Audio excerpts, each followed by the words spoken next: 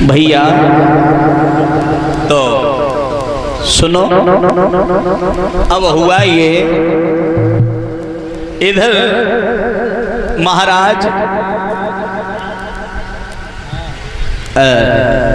राम जी अवध में रह रहे हैं। दशरथ जी ने विचार किया अब तो हम ये राज्यपाट अपने पुत्रों के हवाले कर दें तो सही है। भैया ऐलान कर दिया कल राम को राजा बनाया जाएगा।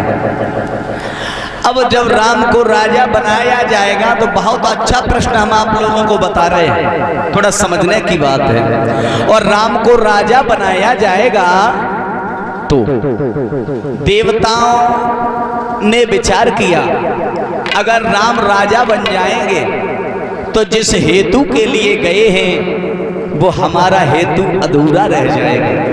क्या मतलब? बोले हाँ, इसलिए राम राजा न बन पाए। तो राम देवताओं ने सरस्वती मैया से कहा, और सरस्वती मैया प्यारे भाई बहन जो मंथरा है उनकी बुद्धि पर बैठ गई और महाराज कैकेयी जी को मंथरा कहने सुनने लगी। और जब कहने सुनने लगी है तो प्यारे भाई बहनों एक बात ध्यान रखना। अच्छा एक बार बोलिए गोविंद भगवान की, मन से बोलो, बोलिए गोविंद भगवान की जय जय श्री राधे।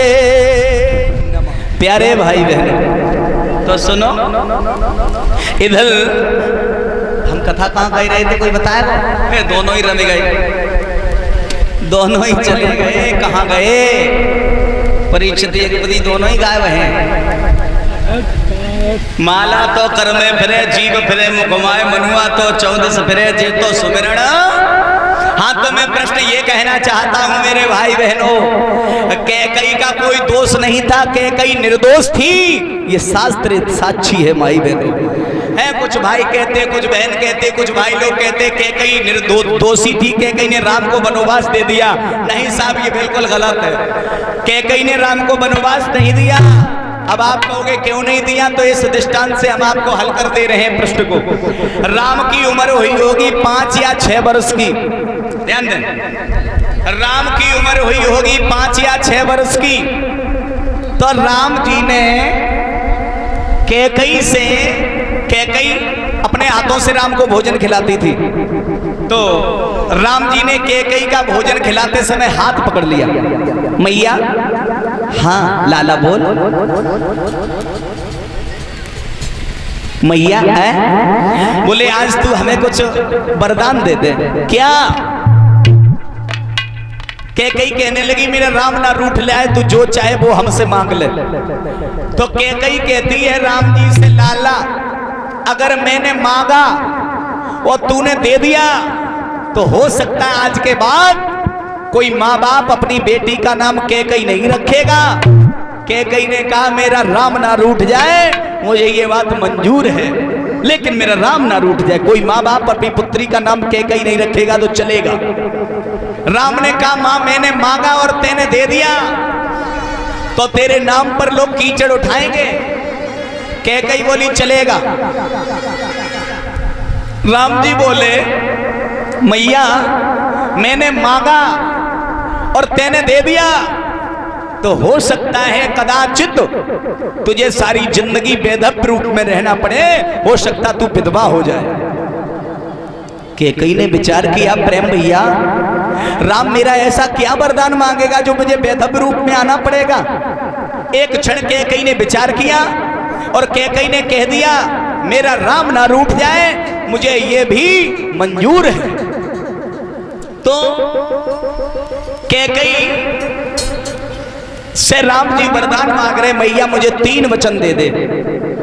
कितने वचन दे दे? 3 वचन। और 3 वचन में राम जी कैकेयी से क्या मांग रहे हैं? मां, पहला प्रश्न मेरा ये है कि भरत, राम को हटा करके भरत का राज्याभिषेक हो। और दूसरा वचन मेरा ये है राम को 14 वर्ष के लिए वनवास हो।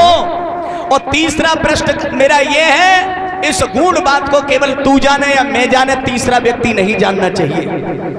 कैकेयी कहती है मैं राम की जगह पर भरत को राज्याभिषेक करवा दूंगी, चलेगा। मैं इस बात को किसी से नहीं कहूंगी, चलेगा। लेकिन राम को 14 वर्ष के लिए वनवास भेज दें, ये बिल्कुल नहीं चलेगा, क्योंकि मैं राम को एक पल के लिए आंखों से ओझल नहीं करनी चाहती हूं। राम कहते कैकेयी से, अगर कैकेयी मैया तेने ऐसा नहीं किया तो दुनिया में आने का मेरा अस्तित्व नष्ट हो जाएगा, ऐसा तो तुझे करना ही पड़ेगा। तो कैकेयी बड़ा निर्दोष थी, ये तो राम ने स्वतः ही कैकेयी से वरदान मांगा था कि राम को 14 वर्ष के लिए वनवास दे दिया जाए। बोलिए गोविंद भगवान की। बात समझ में आ रही है साहब? तो ध्यान रखना, कैकेयी निर्दोष थी, कैकेयी बहुत बुद्धिमान रानी थी, और राम ने शायद कैकेयी से इसलिए और मांगा होगा क्योंकि कैकेयी के 2 वचन महाराज दशरथ जी पर रखे हुए हैं, जब चाहेगी तब मांग लेगी, और इतना कार्य कैकेयी ही कर सकती है, दूसरी रानी नहीं कर सकती। बोलिए गोविंद भगवान की, सद्गुरुदेव भगवान की। आओ।